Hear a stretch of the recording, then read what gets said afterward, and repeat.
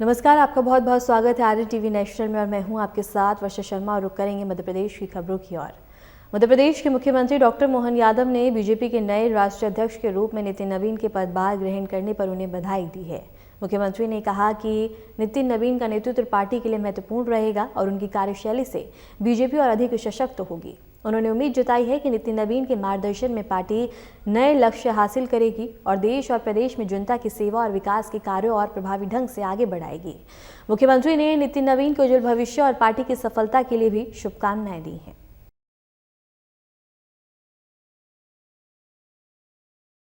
मुख्यमंत्री डॉक्टर मोहन यादव ने दिल्ली विश्वविद्यालय नई दिल्ली में आयोजित मध्यांचल उत्सव 2026 में सहभागिता की। शंकरलाल सभागार में मध्यांचल स्टूडेंट्स एसोसिएशन द्वारा आयोजित इस कार्यक्रम को संबोधित करते हुए मुख्यमंत्री ने मध्य प्रदेश की विकास संभावना और निवेश के अवसरों पर विस्तार से प्रकाश डाला। मुख्यमंत्री डॉक्टर मोहन यादव ने कहा कि मध्य प्रदेश में निवेश, उद्योग और रोजगार के लिए सभी प्रकार की अनुकूलता उपलब्ध हैं। राज्य सरकार उद्योग को प्रोत्साहन देने, युवाओं को रोजगार से जोड़ने और निवेशकों के लिए सरल और पारदर्शी नीतियां लागू करने के लिए निरंतर कार्य कर रही है। उन्होंने मध्य प्रदेश की सांस्कृतिक विरासत, संभावनाओं और युवाओं की भूमिका को रेखांकित करते हुए कहा कि ऐसे आयोजन छात्रों को अपनी जड़ों के जोड़ने के साथ साथ राज्य के विकास में भागीदारी के लिए प्रेरित करते हैं। कार्यक्रम में बड़ी संख्या में छात्र, छात्राएं, शिक्षावाद और गणमान्य अतिथि उपस्थित रहे। मध्यांचल उत्सव 2026 के माध्यम से मध्य प्रदेश की संस्कृति, परंपरा और विकास यात्रा को मंच पर प्रस्तुत किया गया। आज देश के अंदर सर्वाधिक कम बेरोजगारी वाला दर वाला कोई राज्य है तो हमें गर्व है। वो मध्य प्रदेश से सभी युवाओं को जो रोजगार दिलाने में सक्षम सिद्ध हो रहा है। इसलिए आप पढ़ो, आगे बढ़ो, लेकिन फिर घर आओ। घर पे आपकी अलग अलग प्रकार की मंजिलें इंतजार कर रही, जो आपके मुकाम तक पहुंचाएगी, आपके सपनों को रंग भरने के लिए मौका देगी। सरकार आपके साथ खड़ी रहेगी और सरकार के माध्यम से आप प्रदेश आगे बढ़ाओ। माननीय मोदी जी के नेतृत्व में देश आगे बढ़ेगा। इस प्रकार से हम सबको इसी एंगल से चलने की जरूरत है। कितने प्रकार से अपने माननीय मोदी जी के माध्यम से प्रेरित कर रहे हैं। हर राज्य के अंदर अनुकूलता है। आज इसी कारण से सारे राज्य अलग अलग तरह से, चाहे उत्तर, दक्षिण, पूर्व, पश्चिम, अब तो केरल में भी खाता खुल रहा है। अब तो एक के बाद एक इस जगह ऐसा लगता है कि कहाँ कहाँ कैसे कैसे यहाँ युवा ठगा गया। इसका उदाहरण सबसे बड़ा दिल्ली से बढ़ के कौन होगा। कहाँ झाड़ू लेके जाने वाले आदमी में मालूम पड़ा कि झाड़ू समेत जेल जाने को तैयार हो जाए, लेकिन पद नहीं छोड़े। काय का पद के लिए लात मारने वाले उदाहरण, ये कैसा दिल्ली दिखाती तमाशा, ये दिल्ली के अंदर ही हो सकता है। लेकिन आज जब मैं आपसे बात कर रहा हूँ तो मैं मध्य प्रदेश के संदर्भ में 2-4 बात करके खत्म करूँगा। हमारे राज्य के अंदर हमने अपने राज्य में, जैसा कि कहा गया है, सभी प्रकार की अनुकूलताओं के लिए, खास करके युवाओं के लिए सर्वाधिक मौके सब क्षेत्रों में दे रहे हैं। युवाओं को आगे बढ़ने के लिए वो जो श्याम ने कहा सही है, हमारे युवा नौकरी के पाने वाले बने, उनका मन है तो जरूर बने, लेकिन नौकरी पाने के बजाय नौकरी देने वाले भी बने। सरकार वहां भी हमारे युवाओं के साथ खड़ी है कि हमारे युवा हर क्षेत्र में, जिस क्षेत्र में आगे बढ़ना चाहे वो सभी क्षेत्रों में बढ़े। इसलिए कृषि भी लाभ का धंधा बने, कृषि मजबूरी का काम न बने। सिंचाई का रकबा बढ़ा करके 5 साल में डबल करने का टारगेट हमने लिया। मेडिकल कॉलेज 2 साल में, कहाँ 55 साल में 5 मेडिकल कॉलेज खुले, कहाँ 2 साल में हमने 7 मेडिकल कॉलेज खोल दिए और 3 साल में 20 मेडिकल कॉलेज खोलेंगे। ये हमारे अपने काम करने की गति है। राज्य का बजट भी 2 साल के अंदर हमारा लगभग तेज गति से बढ़ते हुए 5 साल के अंदर राज्य का बजट डबल करने वाले हैं। मेडिकल कॉलेज के अंदर, मेडिकल कॉलेज अगर हम खोल रहे हैं तो केवल एक उदाहरण देना चाहूँगा। हमारे पीपीपी मॉडल पर लाठेर साहब मेडिकल कॉलेज अगर खोलना है तो हमने कहा 1 रुपये में मेडिकल कॉलेज पीपीपी मॉडल पर हम खुलवा रहे हैं। कि हमारा हॉस्पिटल 300 बेड का सरकार के माध्यम से एजेंसी को देंगे, 25 एकड़ जमीन भी देंगे, वो अपना पीपीपी मॉडल पर केवल हॉस्टल और पढ़ाने की व्यवस्था बना ले। लेब हमारी हॉस्पिटल के रूप में जो उनके काम आएगी, वहाँ वो doctor, paramedical staff, nursing staff, ये सब हम निःशुल्क देने वाले। और 10 साल तक वापस 10 साल बाद जब उनका वो 1200 बेड का हॉस्पिटल चला लेंगे, बना लेंगे, तब हमारा हॉस्पिटल हम ले लेंगे। ये मेडिकल कॉलेज हमारा खड़ा होगा। लेकिन एक और बात भी कही कि नीट के माध्यम से जिन गवर्नमेंट मेडिकल कॉलेज में 3 लाख की फीस जमा होती, 4 लाख की जमा होती, और प्राइवेट मेडिकल कॉलेज में 70-80 से लगा के 1 करोड़ तक की जमा होती, तो हमने निर्णय लिया है कि हमारे राज्य के बच्चे अगर मेडिकल कॉलेज में प्राइवेट स्तर में नीट में गवर्नमेंट के बाद नंबर लाते हैं, गवर्नमेंट कॉलेज में सीट नहीं मिलती, तो हमने कहा सारे बच्चों की फीस सरकार भर देगी और उनके लिए ये लोन दे देंगे। 70-80 लाख 1 करोड़ 5 साल में लगता है, तो ये हमारी तरफ से लोन दे देंगे और बाद में जब डॉक्टर बने के निकलेंगे तो 4-5 साल हमारी सरकारी नौकरी कर लेंगे, हमारा पैसा हमारे पास, वो डॉक्टर बन के अपने घर के पास। ये सीधा साधा फार्मूला है, क्योंकि हमारे घर में हमारे पास डॉक्टरों की संख्या बढ़ना चाहिए कि नहीं बढ़ना चाहिए। तो अपने यहाँ पूरे क्षेत्र के अंदर जितने मेडिकल कॉलेज हो रहे हैं सबको लोन दे करके, इसमें माननीय मोदी जी का फंडा भी साफ कि हम अपने लोगों को सक्षम बनाना चाहते हैं, लेकिन सक्षम में हमारी उसकी वित्तीय व्यवस्था का भी पारदर्शी तरीके से, और केवल मेडिकल नहीं, हर क्षेत्र के अंदर अगर आप रोजगार देने वाली इंडस्ट्री में आप खड़ा करना चाहते हैं, उदाहरण के लिए हमारी रेडीमेड गारमेंट्स की इंडस्ट्री में कोई इंडस्ट्री लगाना चाहता है और 2000-4000 लेबर को काम देता है, तो प्रति लेबर 5000 रुपये महीना सरकार इंडस्ट्री वालों को देगी। इसमें इंडस्ट्री भी उनकी, इंडस्ट्री की कमाई भी उनकी, उससे निर्यात करना, अपने प्रदेश में खपाना, देश में खपाना, ये भी काम उनका।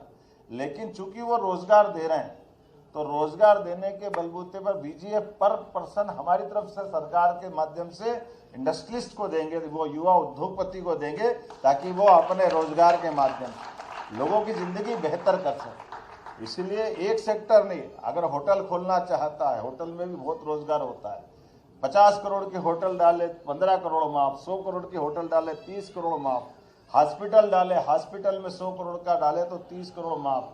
ऐसे एक नहीं, 40-40, 60-60% तक की सब्सिडी लगातार सरकार के माध्यम से हर सेक्टर में, माइनिंग का सेक्टर हो, एनर्जी का सेक्टर हो, हर सेक्टर में मध्य प्रदेश आगे बढ़ रहा है। आज की स्थिति यह है कि हमारे पास पूरे देश में सबसे सरप्लस बिजली कहीं है तो मध्य प्रदेश के पास। ये हमारे लिए सौभाग्य। दिल्ली की मेट्रो ट्रेन भी चल रही है तो मध्य प्रदेश के करंट से चल रही है। हमको मालूम है मध्य प्रदेश का करंट बंद हो जाए तो मेट्रो का संकट आ जाए। भगवान की दया है, बिजली बहुत है, चिंता नहीं है।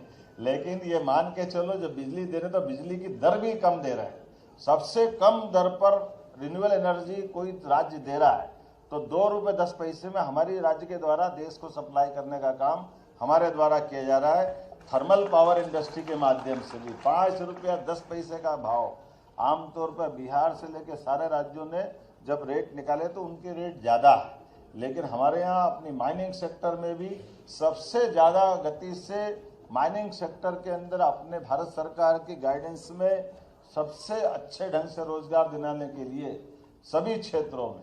और इसीलिए भाग्य की बात भी है, हमारे यहाँ कोयला भी है तो हीरा भी है, पन्ना भी है तो चीता भी है। आप दुनिया के अंदर चीता ढूंढते फिरो, लेकिन अपनी अनुकूलता के बलबूते पे चीता उछलता कूदता हुआ हमारे राज्य में अपनी आबादी के साथ परिवार भी बढ़ा रहा, और एक नहीं अब 3-3 हमारे चीता अभयारण्य के रूप में स्थापित हो रहा है। पूरे देश में सबसे ज्यादा टाइगर भी कहीं पाए जाते हैं तो मध्य प्रदेश में पाए जाते हैं। मुझे इस बात का आनंद है। और अब तो कश्मीर में शिकारे लेने की जरूरत नहीं, शिकारे भोपाल के तालाब में भी चल रहे हैं। हमारे लिए वो आनंद भी देगा। कहाँ ठंड में जाओ तो जाओ, नहीं तो मत जाओ, भोपाल के तालाब में चला लो तो भी शिकारे चल जाते हैं। कितना अच्छा लगता शिकारे चलाने का आनंद। आप घूमते घामते शिकारे में चाय पीना हो, कोई सामान खरीदना हो, प्राकृतिक आजकल सब्जी भाजी भी वहीं मिल जाती है। और आप तो फिल्म इंडस्ट्री से भी आपका संबंध आता हो, आप फिल्म बनाओ 10 करोड़ की, 2 करोड़ हम उसमें भी माफ कर देते हैं। हमारे राज्य के अंदर कोई फिल्म बनाए फिल्म पॉलिसी के माध्यम से, टूरिज्म पॉलिसी के माध्यम से, भारतीय भाषाओं में भी करते हैं। आप बताओ, भाषा सब हमारी है। हम तो मध्य में बैठे, पूरब पश्चिम उत्तर दक्षिण, कोई कहीं से भी आएगा हमारे पास ही तो आएगा। ना घाम लगे ना ठंड, सबसे बड़ा बुंदेलखंड।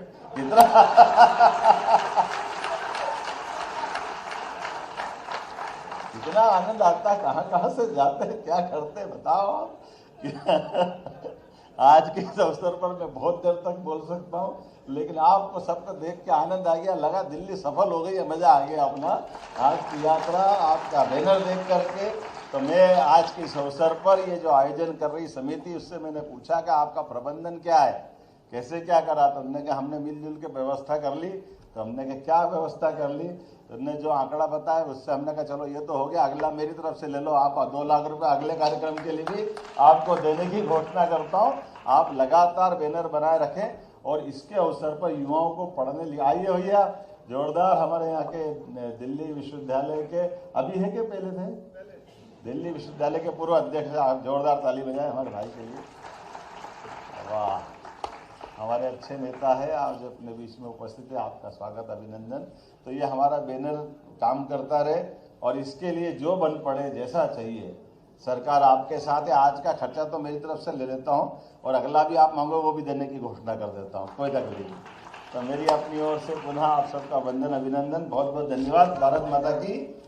आप हो गए।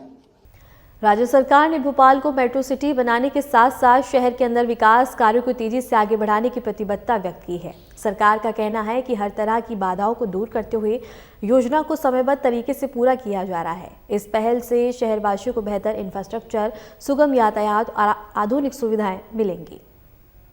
हमारी सरकार जब सब क्षेत्रों के एक एक बंद पड़ी इंडस्ट्रियों के लिए वहां रोजगार के अवसर भी ढूंढ रही है, नवनिर्माण के लिए भी आगे बढ़ रही है, सभी प्रकार के वातावरण से निपटने का मध्य प्रदेश अपने आप में साहस भी जुटा रहा है। और मुझे इस बात की प्रसन्नता है कि हम एक के बाद एक ऐसे नए काम को हाथ में लेकर के लगातार आगे बढ़ रहे हैं।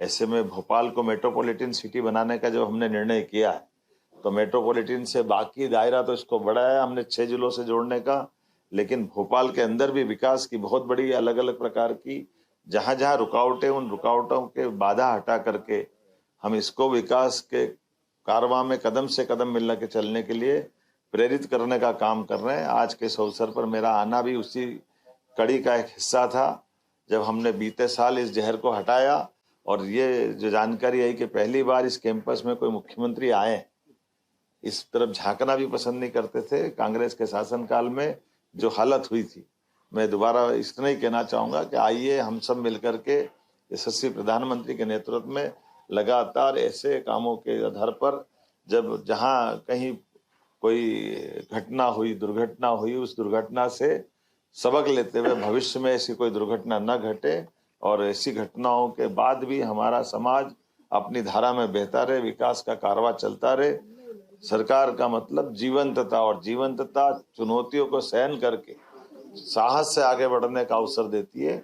इसलिए प्रधानमंत्री के शब्दों में आपदा में से अवसर निकालना और उत्साह बढ़ाना जनता का, ये आज का दौर इसी बात के लिए प्रेरित करता है। केंद्रीय मंत्री शिवराज सिंह चौहान ने एक प्रेस कॉन्फ्रेंस में प्रधानमंत्री नरेंद्र मोदी द्वारा किए गए कार्यों की सराहना की। उन्होंने कहा कि पीएम मोदी के नेतृत्व में देश ने कई महत्वपूर्ण उपलब्धियां हासिल की हैं। शिवराज सिंह चौहान ने कोरोना काल का उल्लेख करते हुए बताया कि उस कठिन समय में प्रधानमंत्री मोदी ने गरीबों और जरूरतमंदों की सहायता के लिए कई अहम फैसले लिए हैं। उन्होंने कहा कि मुफ्त राशन, आर्थिक सहायता और कल्याणकारी योजनाओं के माध्यम से करोड़ों गरीब परिवारों को संकट के दौर में सहारा मिला। केंद्रीय मंत्री ने कहा कि प्रधानमंत्री मोदी का नेतृत्व गरीब कल्याण के प्रति समर्पित रहा है। मित्रों, ऑल इंडिया कांग्रेस कमेटी ने सोशल मीडिया में ये चिट्ठी डाली है। इसमें सिग्नेचर हैं कांग्रेस के अध्यक्ष मल्लिकार्जुन खड़गे जी के और नेता प्रतिपक्ष श्री राहुल गांधी जी के। ये पूरा झूठ का, फरेब का प्रमाण है कांग्रेस के। सच बात ये, कांग्रेस ने अपना आइडिया, आइडियोलॉजी और आइडियल तीनों छोड़ दिए। आइडिया होता है राष्ट्र प्रथम, देश का विकास। अब कांग्रेस का उससे कोई लेना देना नहीं है। अगर जी राम जी, विकसित भारत जी राम जी भी है तो देश के विकास के लिए, गांव के विकास के लिए।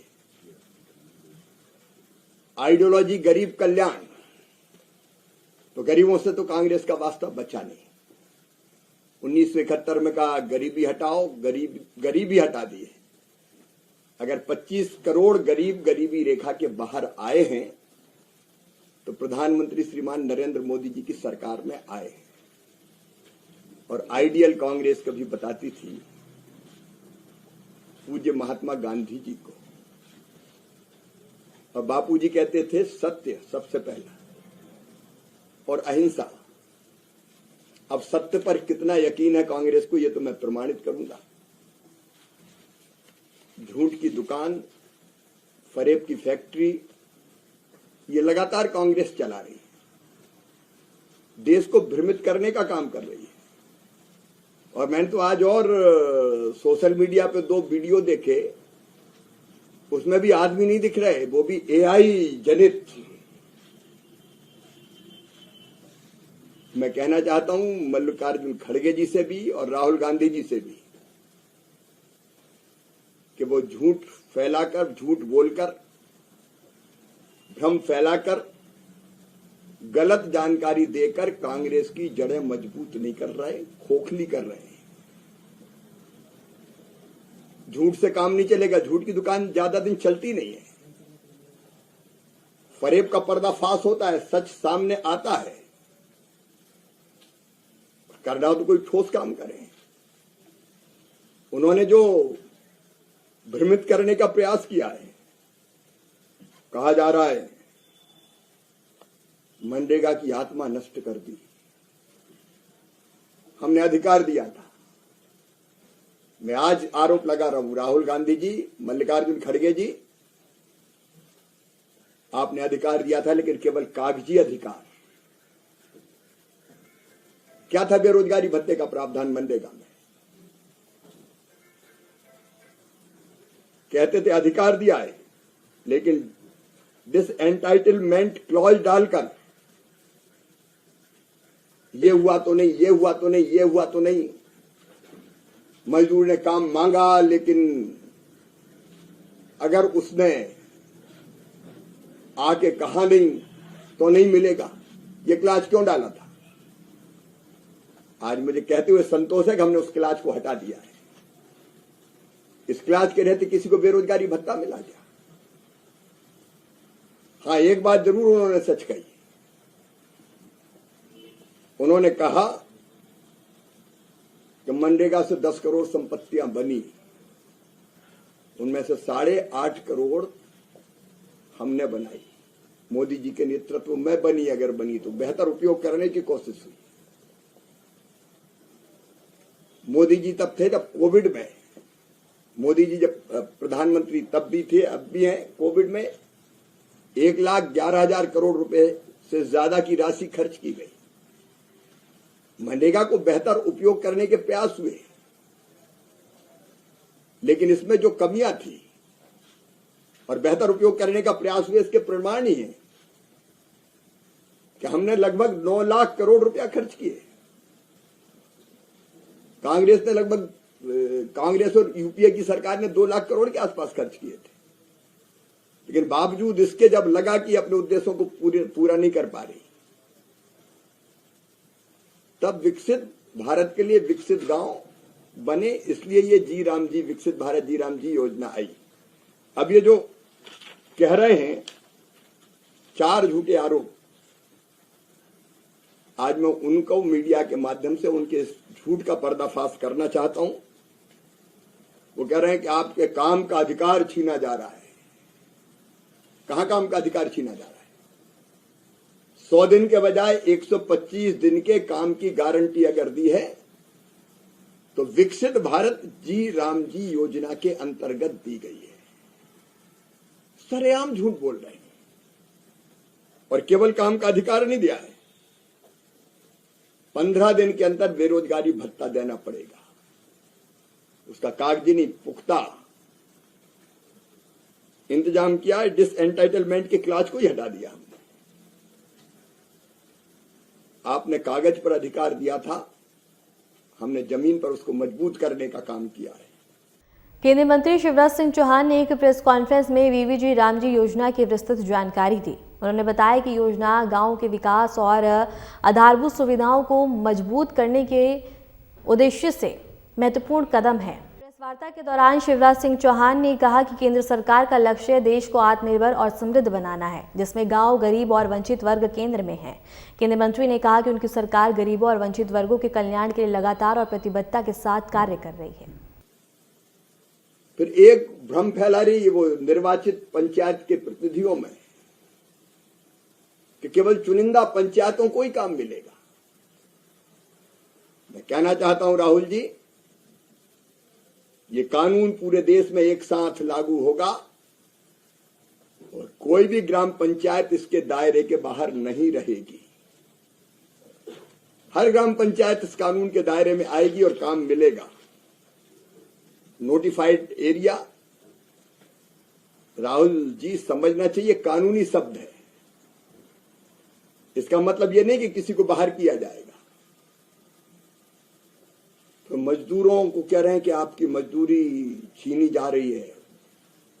वाह खड़गे साहब, वाह राहुल बाबा, 125 दिन की गारंटी दे रहे हैं, मजदूरी छीनी जा रही है। बेरोजगारी भत्ते का पुख्ता प्रावधान कर रहे हैं, छीनी जा रही है। और केवल इतने नहीं, एक व्यवस्था और की है कि अगर समय पर मजदूरी नहीं मिली 7 से लेके 14 दिन के अंदर, तो विलंबित मजदूरी के भुगतान पर पैसा और अतिरिक्त भी देना पड़ेगा। इसका पुख्ता इंतजाम किया है। ये मजदूरों के अधिकार की संपूर्ण सुरक्षा का प्रावधान है। पंचायतों को कह रहे हैं कि आपके अधिकार छीन के ठेकेदार लाए जाएंगे, जबकि इसमें साफ कहा गया है योजना ऊपर से नहीं थोपी जाएगी। विकसित ग्राम पंचायत प्लान ग्राम सभा और ग्राम पंचायत बनाएगी और काम कॉन्ट्रैक्टर नहीं, पंचायत करेगी। कन्वर्जेंस करके भी बाकी योजनाओं से काम होंगे तो 50% काम कम से कम ग्राम पंचायत ही करेगी। ये प्रावधान इसमें किया गया है। फिर मैट, रोजगार सहायक, टेक्निकल स्टाफ, इसमें झूठ फैलाया जा रहा है कि अब तो आपका काम छिन जाएगा। मैं कहना चाहता हूं खड़गे जी को, राहुल जी को,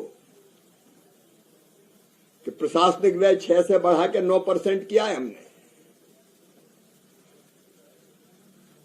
और आने वाले वित्तीय वर्ष में ही जो प्रस्तावित प्रावधान है वह 1,51,282 करोड़ रुपया,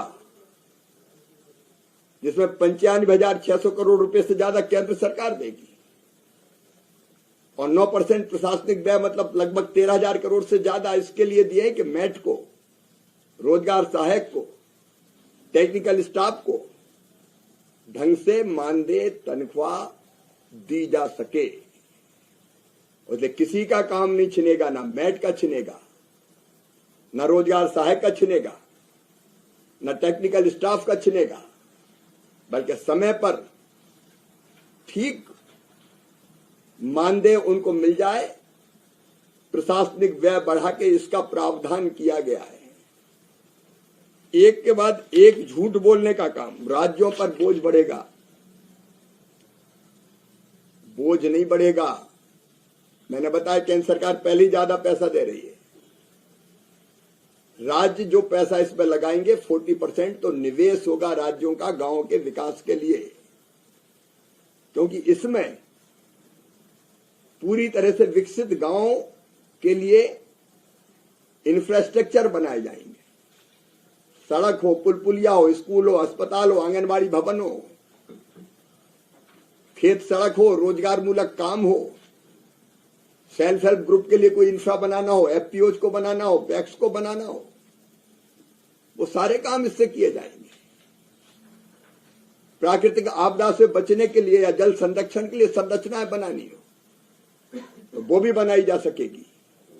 ये तो निवेश है राज्य का विकास के लिए, गांव के विकास के लिए। और इसलिए हाँ, एक बात और कह रहे हो, SC ST को, महिलाओं को नुकसान होगा। मैं फिर दोनों नेताओं से कहना चाहता हूं कि सरेआम तो भ्रम मत फैलाओ। इसमें प्रावधान किया गया है प्राथमिकताएं तय की गई है। पहले SC ST, महिलाएं, बहनें हमारी, दिव्यांग और गरीब, ये हमारी प्राथमिकता है और इनको रोजगार वचनबद्धता है। एक बात के बारे में और भ्रम फैला रहे हैं, 125 दिन मैंने बताया कि है ही, लेकिन वो कह रहे हैं कि खेती के समय काम। मैं कहना चाहता हूं 85% से ज्यादा किसान हमारे लघु है, सीमांत है, छोटे हैं, लेकिन जब कटाई का या बुआई का समय आता है तो वो अकेले खेत की कटाई नहीं कर सकते, तब उनको भी सहयोग की जरूरत पड़ती है। तो 125 दिन का काम सुरक्षित रखते हुए अगर खेती के समय जहां काम मिलना सुनिश्चित होता है, अगर कृषि कार्यों के लिए भी हमारे मजदूर भाई बहन और किसान मिलकर काम करें तो इसमें आपत्ति क्या है। मैं एक बार फिर आग्रह करना चाहूंगा, राहुल जी और खड़गे जी, ये ऐसा झूठ आपको शोभा नहीं देता। ये बापू का सत्य नहीं है, उसकी धज्जियां उड़ाना है सत्य की। और जिस ढंग से कह रहे बचाओ संग्राम संग्राम, अब आंदोलन और अभियान सुना था, संग्राम ये कौन सी शब्दावली है। और AI जनित फोटोआं बना बना के जिस भाव भंगिमा में डालते हैं, क्या ये लोकतंत्र में सही है? काय के लिए AI से बनाए हुए ये फोटो डाल रहे हो? क्या जनता नहीं मिल रही? मैं फिर एक बार आग्रह करना चाहूंगा कि वो झूठ की दुकान को बंद करें, भ्रम ना फैलाएं, अफवाहें ना फैलाएं, वो सच को समझें और इसका समर्थन करें। और मैं फिर कहना चाहता हूं कि केवल अपना भाषण दे के निकल जाना यह भी लोकतंत्र नहीं है। उस समय राहुल जी कहां थे, मैं बार बार पूछता हूं जब इस पर बहस हो रही थी। धन्यवाद। फिलहाल के लिए मध्य प्रदेश की खबरों में इतना ही, और ऐसे ही मध्य प्रदेश की तमाम खबरों को जानने के लिए देखते रहिए RNTV नेशनल।